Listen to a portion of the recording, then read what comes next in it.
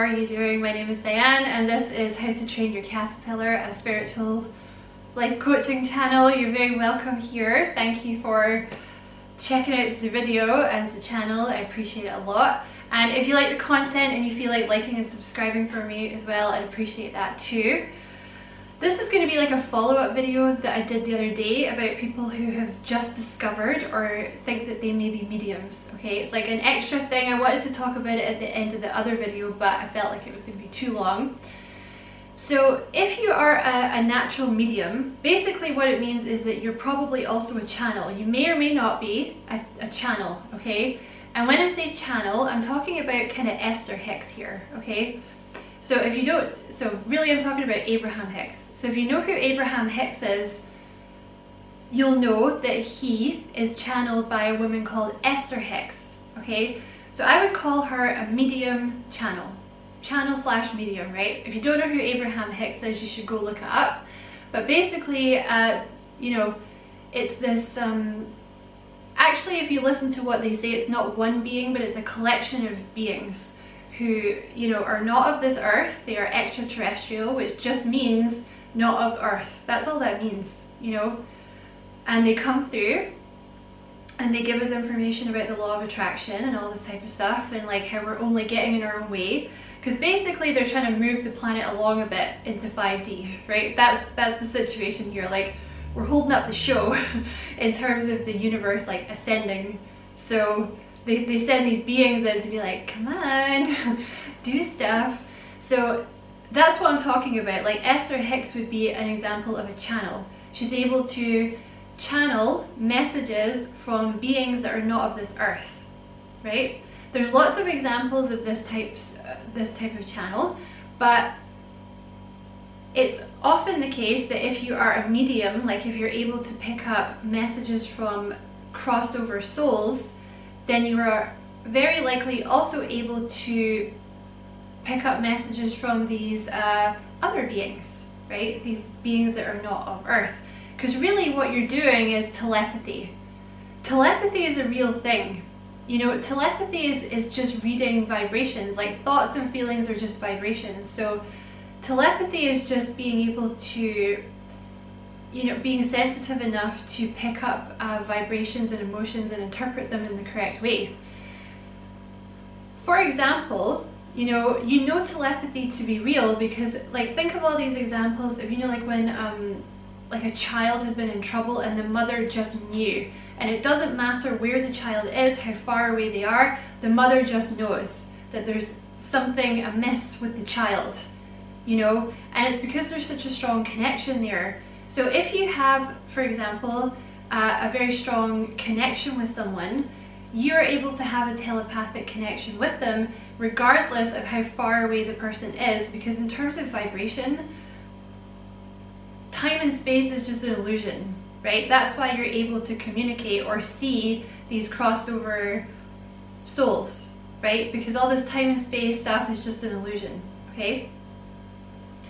If you want to know more about telepathy, by the way, there's a really good book by this guy called Joseph Dunninger, who was a mentalist, you know, like that show The Mentalist. That show The Mentalist kind of pushes that it's about reading facial cues and stuff like that, but I think there's an undertone in The Mentalist that he is actually psychic, you know, but anyway, that's by the by. Yeah, this is a really good book by this guy Joseph Dunninger, who was a mentalist himself, who did many experiments in telepathy.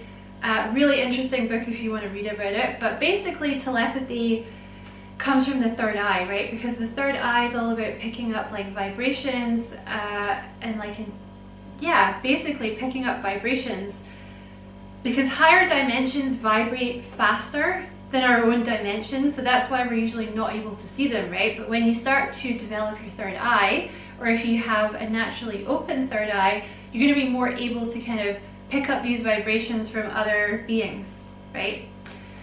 So that's really what you're doing. It's just telepathy. So, like, you know, when you're communicating with these passed over souls, that's telepathy, but also you may find that there's these other beings, right, like Abraham Hicks, that maybe see that you're open and are able to do this and they want to come talk to you. Okay, that's the reason I'm doing this video, because it happened to me.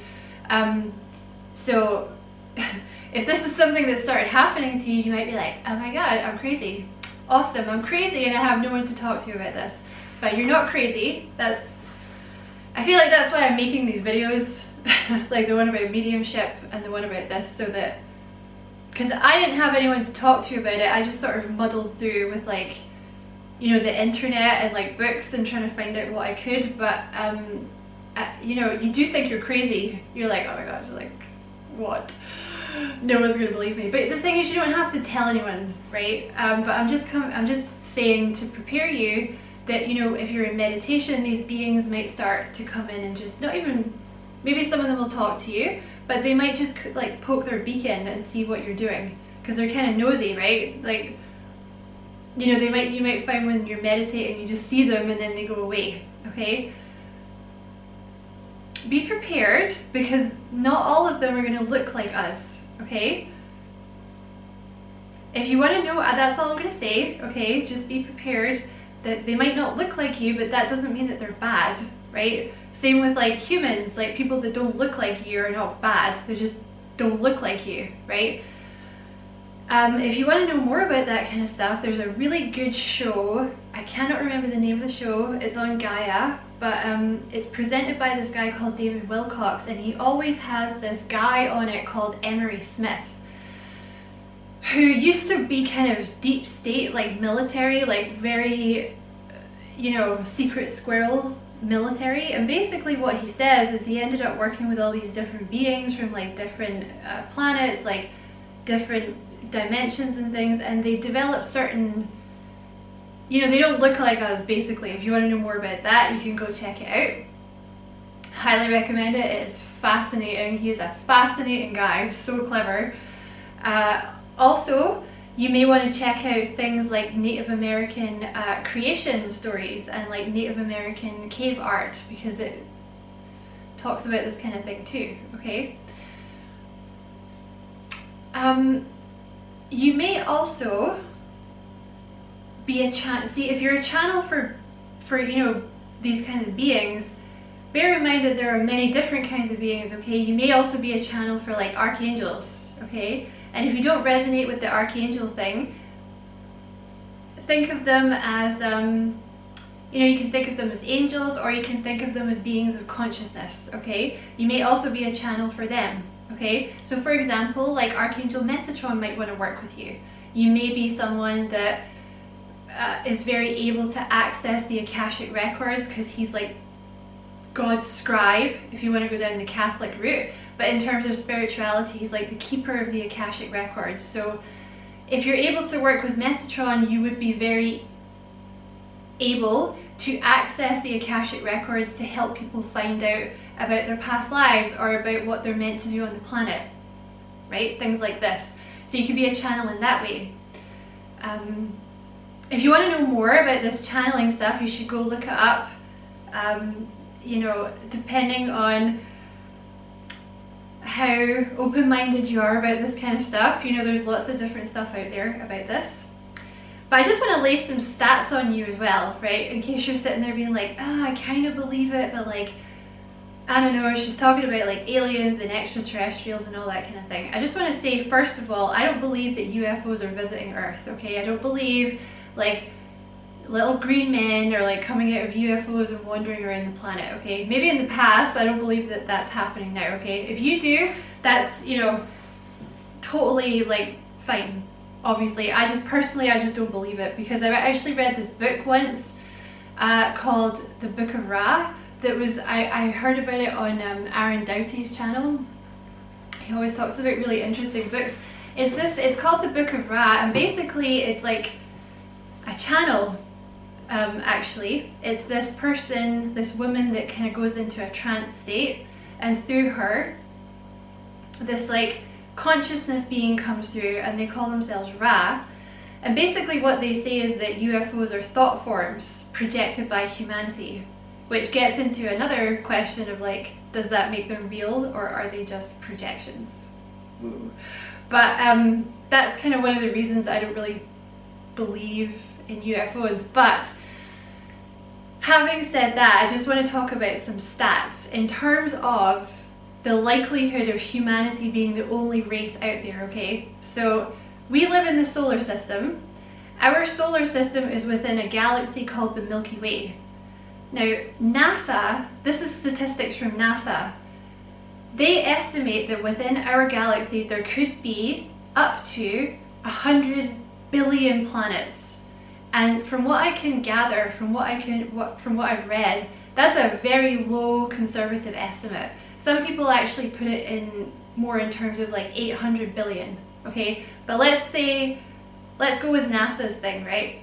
So within our galaxy, NASA estimates that there could be up to 100 billion planets. Physicists believe that within our universe, there could be up to 100 billion galaxies. Now that's come from NASA too, okay? 100 billion galaxies. So within our universe, there could be up to 100 billion galaxies, each of which could contain up to or more than 100 billion planets. Physicists now also believe, now that's just our universe, physicists believe that our universe is actually part of something called the multiverse, which consists of a number of universes all side by side. So honestly, statistically speaking, like now I'm talking like in terms of logic now, not spirituality, to look at those numbers, statistically speaking, it's highly improbable that humanity is the only race out there, right? Like the only race capable of like self-reflection. You know, when you look at it in those terms, that's highly unlikely, okay? So just think of it in that way.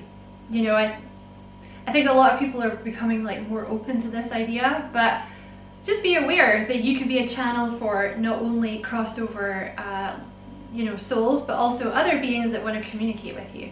And they're not, you know, they're not dark beings. Like just because they don't look like us doesn't mean that they're dark. They're just interested in you, you know, because you're like a little human that woke up. They're like, oh, maybe we'll come talk to the human. Like, you know, maybe this human could be useful. Like maybe they would want to channel for us or something.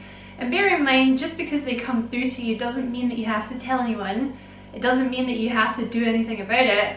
I'm just saying it in case it starts happening. You're like, oh, I've lost my marbles, like I've gone crazy. Cool. No, you haven't, okay? It's just something that happens that a lot of people don't talk about, okay? So that's the video. I hope you found something in it that you can use and you enjoyed it. Thank you so much for watching. Don't forget to like and subscribe for me. And as always, I wish you many blessings, love and light. Take care.